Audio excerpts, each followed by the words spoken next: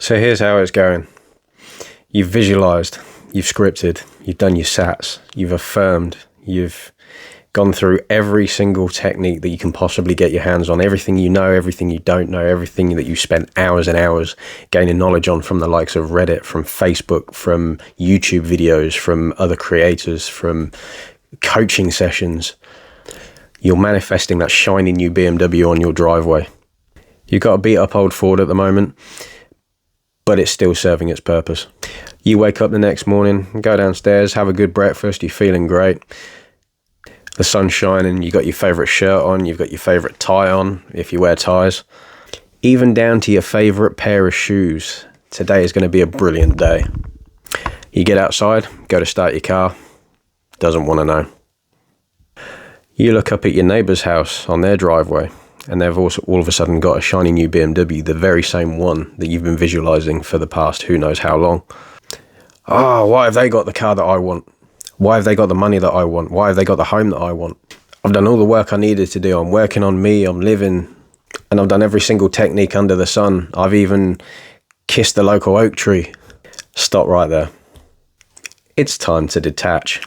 So let's talk about one of the very key things that you will need to do on your manifestation journey. Hi guys, thank you for joining. I'm the Metaphysical Mechanic. I fix things in both the metaphysical and your subconscious mind and in the 3D. And today, we're talking about detachment. Now, whilst it seems a very paradoxical thing to do, detachment is one of the key elements in your manifestation journey. The less you are trying to force it, the more it will flow. Everything has its appointed hour. However, it's not always right now. So it seems a bit paradoxical. You're probably sitting there thinking, well, if I detach, my desires won't come into fruition. Not always correct. When you detach, you are detaching from the need, not the desire itself. And this is where the magic happens. So long as you sit in the faith in your end result, that small amount of faith will get you to where you need to be, and it will take you in the most perfect path possible. A mustard seed of faith has the ability to move a mountain.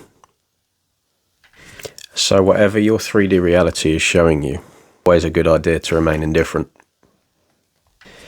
Because the only time things are really real are when they're in there. Look back at your man. Now back at me. I'm wearing a coat. See what I did there? Not a single one of you people watching this video were expecting that to happen. Do you know why? Because you weren't attached to the outcome.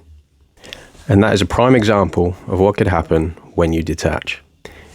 Now, when people say about detachment, they don't mean detachment from the desire itself. They mean detachment from the need. So if you were to go out there with your beat up old Ford and you were to say, I need a new car right now. I can't go anywhere unless I have a new car. I need a car. I need a car. I need a car. The same could apply for that relationship that you've been trying to get back or trying to get full stop. When you detach from the need, you get the desire when it's ready. Think of it like farming, for example. You've just harvested the seeds of your old reality, so they are currently what you're seeing now. It is then up to you to plant those new ones, be it through visualization, through your sats, through scripting, any of the techniques that you have learned, because they are simply tools to help you on your journey. Did you notice the light in the background? You detached, didn't you? That's how easy it can be. However, it's simple, but not always easy. I'll give you an example. Earlier on this year, I was working on a beat up old laptop.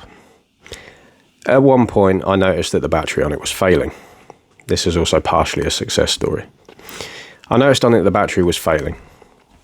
And I said to myself, it might be time for me to have a look at getting a new laptop. So I carried on with it because in my mind it still works, so it's still serving its purpose. It's not really a problem for me. I looked at a new battery and I purchased one. I suppose at that point I was still attached to the circumstance because my current laptop was failing. Fast forward a few months and a new laptop lands practically right on my lap. It's a brand new machine, just needs a small rebuild. Thankfully I've got the know-how to do that.